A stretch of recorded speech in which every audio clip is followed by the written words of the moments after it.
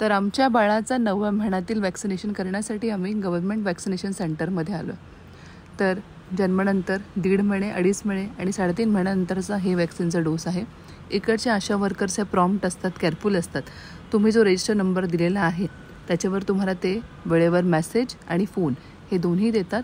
तिथे केअरफुली सगळ्या गोष्टी हाताळल्या जातात आणि तिकडे हायजीन, स्वच्छता ही मेंटेन केली जाते. आणि ह्या आशा वर्कर ह्या जुन्या असल्यामुळे ह्या प्रॉपरली पार्ट पकडून व्यवस्थित प्रिक देतात.